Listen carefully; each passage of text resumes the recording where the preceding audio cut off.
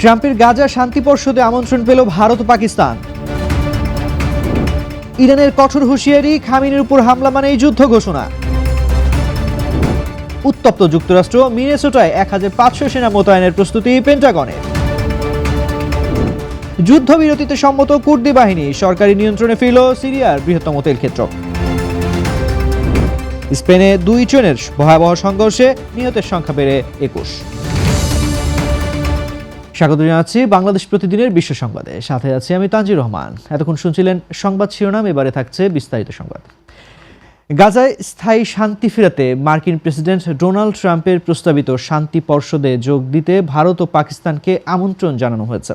আজ ভারতের প্রধানমন্ত্রী নরেন্দ্র মোদীর সাথে আবুধাবির প্রেসিডেন্ট শেখ মোহাম্মদ বিন জায়েদ আল নাহিয়ানের বৈঠক হওয়ার কথা রয়েছে। এক্সট্রিম মশার কয়েল প্ল্যান্ট ফাইবার দিয়ে তৈরি, তাই সহজে ভাঙে না, সুগন্ধিযুক্ত ও নিরবিচ্ছিন্নভাবে জ্বলে। ডেঙ্গু, চিকুনগুনিয়া বাহী সহ যে কোনো মশার বিরুদ্ধে দেয় এক্সট্রিম সুরক্ষা। যেখানে গাজা পুনর্গঠন ও শান্তি প্রক্রিয়া নিয়ে গুরুত্বপূর্ণ আলোচনা হতে পারে। অন্যদিকে ইসরায়েল আন্তর্জাতিক রেড ক্রসের সহায়তায় আরও 7 জন ফিলিস্তিনি বন্দীকে মুক্তি দিয়েছে।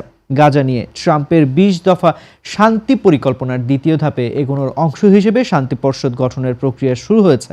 ট্রাম্প ইতিমধ্যে নিজেকে এই বোর্ডের চেয়ারম্যান হিসেবে ঘোষণা করেছেন। যুক্তরাষ্ট্র, তুরস্ক, মিশর, Argentina, Indonesia, Italy, Morocco, Britain, Germany, Canada ও অস্ট্রেলিয়া সহ প্রায় 60টি দেশের রাষ্ট্রপ্রধানকে বোর্ড অফ পিসে যোগ দেওয়ার আমন্ত্রণ জানিয়েছে। ইরানের প্রেসিডেন্ট মাসুদ পেজেশকিয়ান আজ এক কড়া বার্তায় জানিয়েছেন, দেশটির সর্বোচ্চ নেতা আয়াতুল্লাহ আলী খামেনির উপর যে কোনো ধরনের হামলাকে সরাসরি যুদ্ধ ঘোষণা হিসেবে গণ্য করা হবে। মূলত ডোনাল্ড ট্রাম্প প্রশাসনের পক্ষ থেকে ইরানের নেতৃত্বের বিরুদ্ধে কঠোর ব্যবস্থার গুঞ্জনের পরিপ্রেক্ষিতেই তেহরান এই কঠোর প্রতিক্রিয়া জানালো। সম্প্রতি মার্কিন সংবাদ মাধ্যমে ট্রাম্পের দেওয়া এক সাক্ষাৎকারে খামেনিকে নিয়ে বিতর্কিত মন্তব্যের পর 2 দেশের সম্পর্ক চরম তলানিতে ঠেকেছে। পেজেশকিয়ান স্পষ্ট করেছেন যে ইরানের শাসন ব্যবস্থায় আঘাত হানার যে কোনো চেষ্টা হলে তার পরিণতি হবে ভয়াবহ। তেহরান দাবি করেছে, মার্কিন উস্কানিতেই ইরানের সাম্প্রতিক জনবিক্ষোভ তীব্র হয়েছে এবং এর পেছনে বহিঃশক্তির হাত রয়েছে।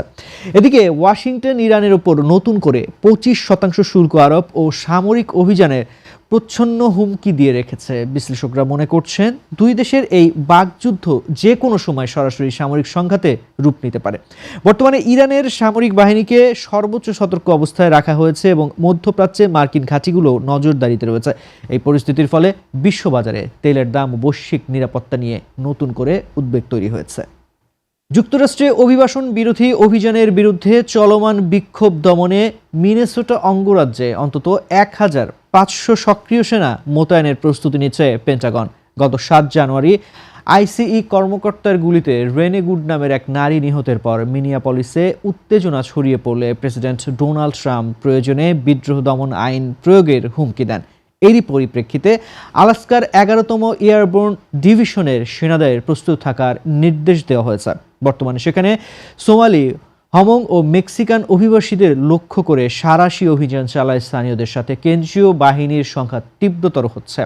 মিনিয়াপলিসের মেয়র জ্যাকব ফ্রে একে একটি ভয়াবহ পদক্ষেপ হিসেবে অভিহিত করলেও পেন্টাগন জানিয়েছে তারা কমান্ডারের নির্দেশ পালনে প্রস্তুত। গভর্নর টিম ওয়ালশ ইতিমধ্যে পরিস্থিতি সামাল দিয়ে ন্যাশনাল গার্ড মোতায়েন করেছেন। তবে ট্রাম্পের কঠোর অবস্থানে শহরটি এখন রণক্ষেত্রে পরিণত হয়েছে।